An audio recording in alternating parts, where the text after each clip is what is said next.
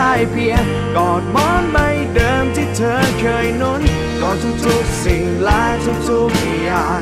กอดมาได้เหมือนที่กอดเธอ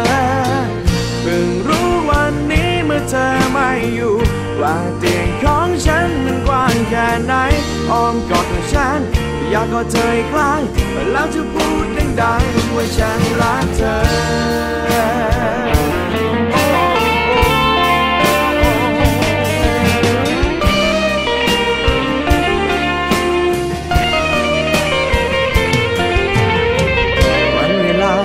แสนมีความสุขฉันก็ทำมันล้นหายไปอ้อมกอดที่เธอเคยให้รอยจูบมันไว้ฉันคงไม่มีวันได้เจออีกแล้วปลอกหมอนที่น้ำลายเธอยืดใส่ช่อดอกไม้ที่เธอให้ฉันเก็บไว้ทุกสิ่งและทุกอย่างมีไว้เพื่อคอยเตือนใจฉันว่าฉันจะรักใครไม่ได้อีก